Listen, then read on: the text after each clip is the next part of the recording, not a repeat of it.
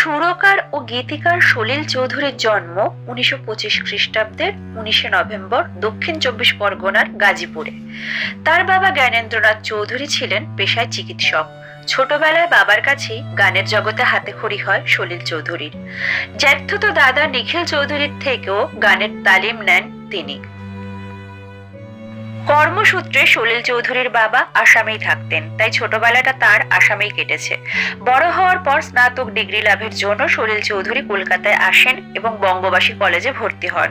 সে সময় তিনি কমিউনিস্ট পার্টির ইন্ডিয়ান পিপলস থিয়েটার অ্যাসোসিয়েশনের সাথে যুক্ত হন। এই সংগঠনের জন্য তিনি গান লেখা এবং সুর তৈরি করতে শুরু করেন। এই সময় তিনি বিচারপতি, রানার ছুটেছে, অবাক পৃথিবী অবাক করলে আরো গানগুলি লেখেন এবং সুর করেন। এর মধ্যে অবাক পৃথিবী গানটি কবি সুকান্ত ভট্টাচার্যের লেখা। মাত্র 20 বছর বয়সে সলিল চৌধুরী কোনো এক গায়ের বধূ গানটি তৈরি করেছিলেন। 1949 সালে মুক্তি পাওয়া বাংলা ছায়াছবি পরিবর্তনে তিনি প্রথমবার গান রচনা করেন। তিনি মোট 41টি বাংলা ছায়াছবির জন্য গান রচনা করেছিলেন। হিন্দি ছায়াছবির জন্য তিনি প্রায় 20 বছর কাজ করেছিলেন এবং 75টিরও বেশি হিন্দি ছবিতে তিনি গান লিখেছিলেন। 1964 সালে চেমেনিন বা চিম্মিন নামের মালায়ালাম ছবির জন্য তিনি গান রচনা করেন। এরপর প্রায় 27টি মালায়ালাম ছায়াছবিতে তিনি গান লিখেছিলেন। এছাড়াও গুজরাটি, অসমিয়া, উড়িয়া, তামিল, তেলেগু, কন্নড় ছায়াছবির জন্য তিনি কাজ করেছিলেন। সলিল চৌধুরীর লেখা ছোট গল্প রিক্সাওয়ালার উপর ভিত্তি করে পরিচালক বিমল রায় দো বিঘা জমিন নামের একটি হিন্দি ছায়াছবি তৈরি করেন 1953 সালে। এই ছায়াছবিটি ফিল্মফেয়ার সেরা চলচ্চিত্রের পুরস্কার পায় এবং কান চলচ্চিত্র উৎসবে আন্তর্জাতিক পুরস্কার পায়। 1958 সালে মুক্তিপ্রাপ্ত তার মধুমতি ছবিটিও খুবই জনপ্রিয় হয়েছিল। সলিল চৌধুরীর লেখা এবং সুর করা গানে সে সময়কার প্রায় প্রত্যেক গায়ক গায়িকাই গেয়েছেন।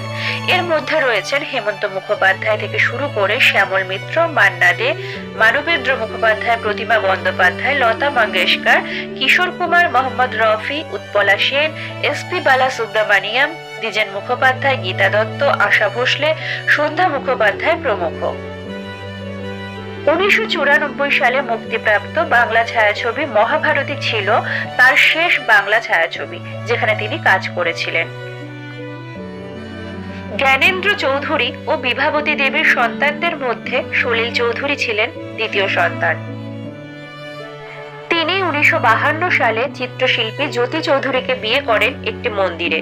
জ্যোতি চৌধুরী এবং সলিল চৌধুরীর 3 জন কন্যা সন্তান রয়েছে, অলকা, তুলিকা এবং লিপিকা। পরবর্তীকালে গায়িকা সবিতা ব্যানার্জির সাথে সলিল চৌধুরী কোর্ট ম্যারেজ করেন। গায়িকা সবিতা ব্যানার্জি এবং সলিল চৌধুরীর 4 জন সন্তান রয়েছে, সুকান্ত, সঞ্জয়, অন্তরা এবং সঞ্চারী। 1995 সালের 5ই সেপ্টেম্বর এই কিংবদন্তি শিল্পীর প্রয়াণ হয়। আজ সুরকার ও গীতিকার সলিল চৌধুরীর জন্মদিনে তার জীবনের কিছু অংশ ছোট করে আপনাদের সামনে তুলে ধরলাম। কেমন লাগলো ভিডিওটি জানাতে ভুলবেন না। ভালো লাগলে লাইক, শেয়ার আর সাবস্ক্রাইব করে চ্যানেলটিকে এগিয়ে যেতে সাহায্য করবেন। ধন্যবাদ।